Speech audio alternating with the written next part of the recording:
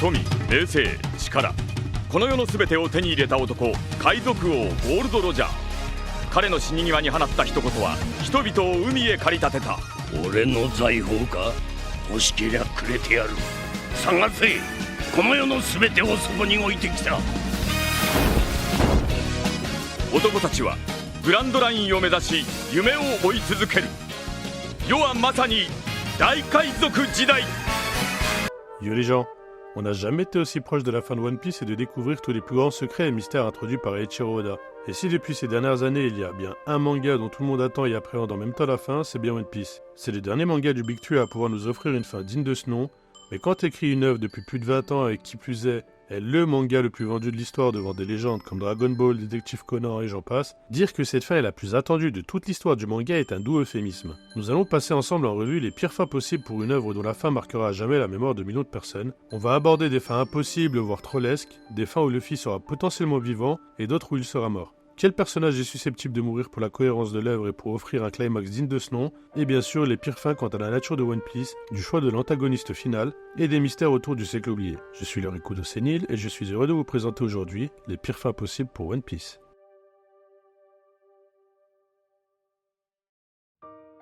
Gardez à l'esprit que les propos que je vais tenir n'engagent que moi, et que oui, on peut apprécier une œuvre pour ce qu'elle est et non pas ce qu'on aimerait qu'elle soit. Cependant, on peut garder un esprit critique sur la chose et avoir un ressenti différent de celui escompté. Dans le cas contraire, Dragon Ball Evolution sera un excellent film et DBS la meilleure suite possible à Dragon Ball. On commence cet épisode légèrement avec ce que j'estime être des fins trollesques. Pour celle-ci, il y a plusieurs idées qui me viennent en tête. La première étant celle d'un tournoi qui regrouperait l'ensemble des protagonistes et des antagonistes, et le gagnant serait celui qui obtiendrait le droit d'accéder à l'hôtel grâce au Road Poneglyph. Vous serez tenté de me dire que c'est impossible pour un manga de ce calibre doté pour un choix aussi médiocre, mais n'oubliez pas qu'on a déjà eu dans l'histoire un génie qui a osé bâcler son œuvre de cette façon, en la personne de Togashi, le mec qui a juste écrit Hunter x Hunter et Yu Hakusho. C'est d'ailleurs de ce dernier manga dont il est question, et sans rentrer dans les détails, dites-vous qu'il a juste décidé de balancer un tournoi pour savoir qui régnerait sur l'équivalent du nouveau monde dans One Piece, par un tournoi dont l'épreuve qualificative était un Battle Royale, puis une succession de combats en 1 contre 1. Tournoi dont la fin a d'ailleurs été ellipsée, et en tant que lecteur, j'ai jamais eu autant le sentiment de m'être fait chier dessus honnêtement. Après évidemment, il est inconcevable que Oda back son manga de cette façon. Togashi était déjà en proie à certains problèmes de santé à l'époque, et la pression qu'il recevait de la Shueisha sur la direction narrative de son manga l'a sûrement poussé à précipiter la fin, pour ensuite mieux se consacrer à Hunter x Hunter.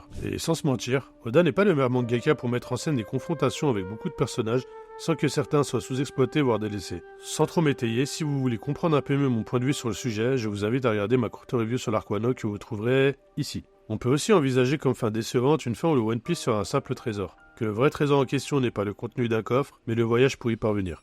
Je vous cache pas que ce genre de morale simpliste, eh bien, ce n'est pas que je n'aime pas, hein. Il y a des œuvres où ce genre de récompense pour le protagoniste convient très bien, comme La Chimiste de Paulo Coelho, ou dans une certaine mesure Le Voyage de Chihiro.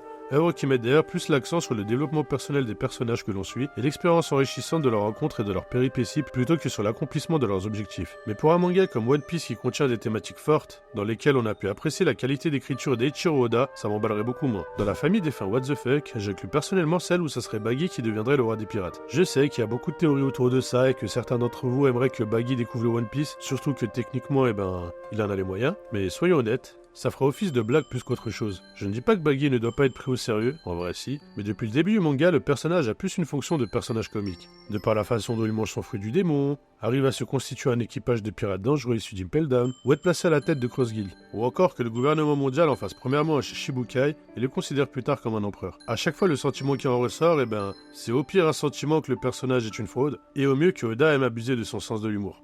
Après disons-le, j'aime beaucoup l'écriture autour du personnage de Baggy, mais soyons sérieux 2 minutes, le personnage tient plus de l'ordre du running gag que d'une menace potentielle pour des prétendants au titre de roi des pirates malgré son importance dans l'univers de One Piece. Les fins avec Luffy vivant. Rentrons dans des cas de figure un peu plus sérieux.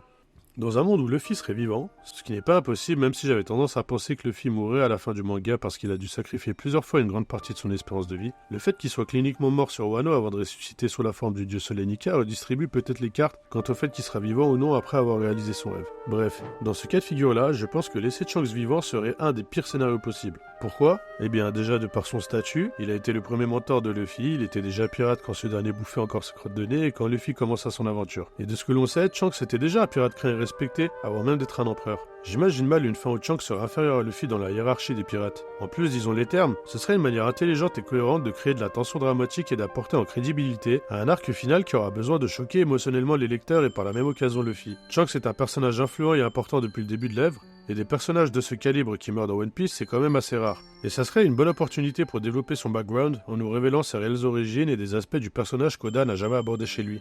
Au-delà de tout ça, Shanks a également un rôle symbolique. Il représente le pont entre la génération de Goldie Roger et celle de Luffy. C'est lui qui transmet le chapeau de paille de Roger à Luffy, et si Oda a décidé de nous montrer qu'il n'est pas allé sur Loftel pendant le flashback sur Oden, c'est à mon avis parce que son rôle n'est pas de découvrir ni d'obtenir le One Piece, et je pense qu'il ne le fera probablement jamais. J'imagine facilement une fin où il se fait tuer par Barbe Noire afin de soit sauver Luffy, soit d'empêcher ce dernier d'arriver sur Loftel avant les Mugiwara, ou encore parce qu'il détiendrait la dernière copie manquante des Road Poneglyphs.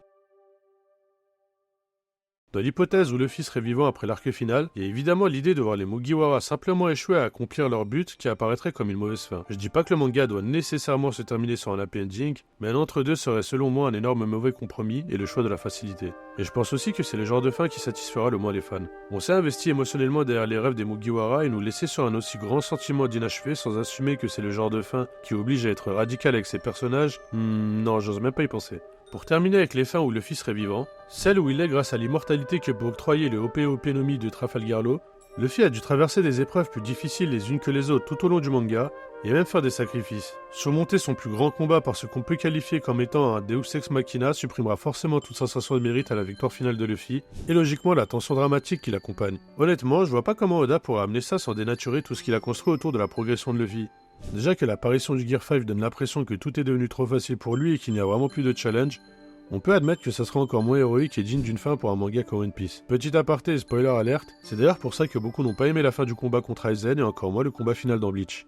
Le premier s'est terminé par un power-up beaucoup trop cheaté et accessible pour ce qu'il implique en ne respectant aucune échelle de puissance, et le deuxième par le pire nerf d'antagoniste que j'ai jamais vu. Dans les deux cas, pensez-en ce que vous voulez, mais pour ma part c'était juste deux énormes Deus Ex Machina, un bon exemple à ne pas suivre.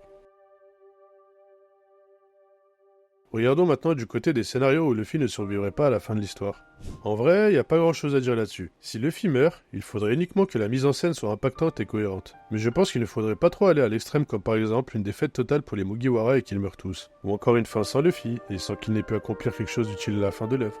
Encore une fois, ça n'engage que moi, mais découvrir une fin où Luffy meurt d'une maladie comme Roger ou par une utilisation excessive de son pouvoir de Dieu Soleil Nika, ça permettrait peut-être d'apporter une symbolique comme l'histoire se répète, mais je trouverais ça d'autant plus frustrant en sachant que c'était prévisible. Pour résumer, ça me choquerait pas si Luffy mourait, mais il faut que ça soit marquant et crédible en même temps. Les révélations autour de la volonté du Di et du siècle oublié. Pas grand chose à dire dessus non plus, tant que Oda nous sort pas un plot twist de l'espace et qu'en réalité le gouvernement mondial était réellement le camp du bien, et que les Di étaient le camp du mal. Il y aura forcément de la nuance quand on découvrira qui était le peuple des Di et le contexte autour du siècle oublié. Mais on va pas tortiller du fiac pour chez droit, rendre la quête de liberté de Luffy totalement contradictoire avec ses origines en tant que Di et réincarnation de Joy Boy, ça serait purement et simplement une des pires fins narrativement parlant. Qui sera l'antagoniste final ?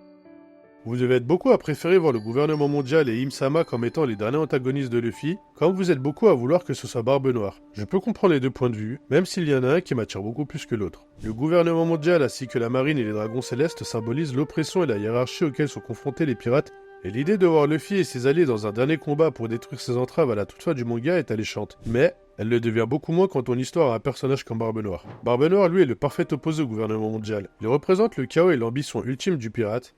Quand Goldie Roger est devenu le roi des pirates, il était déjà là. Quand Luffy a décidé de se lancer sur les mers pour le devenir aussi, il était encore là. Et quand Luffy arrivera sur Loftel pour découvrir le One Piece, il sera toujours là. Il est le parfait rival pour Luffy. Quand ce dernier représente la lumière, Barbe Noire lui symbolise les ténèbres. Quand Luffy n'hésite pas à donner de sa personne et de son pouvoir pour aider son prochain, Barbe Noire lui n'hésite pas à trahir et à voler les pouvoirs des autres pour assouvir son ambition. Je vais pas vous détailler tous les parallèles entre ces deux personnages et leurs équipages, d'autres youtubeurs l'ont déjà très bien fait avant moi, mais tous ces détails font qu'à la toute fin de l'histoire, quand il n'y aura plus d'obstacles politiques et géologiques pour devenir le roi des pirates, le meilleur combat final possible sera contre Barbe Noire. Si vous demandez à un fan de manga quel est le combat le plus attendu de l'histoire, il vous répondra Luffy contre Barbe Noire. Et c'est normal, à ce moment-là, One Piece deviendra enfin le manga qui aura su mettre tous ses fans d'accord.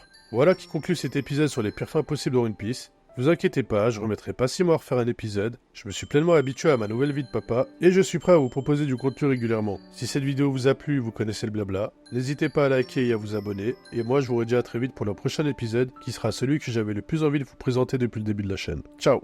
Ça sera sur JoJo Bizarre Adventure.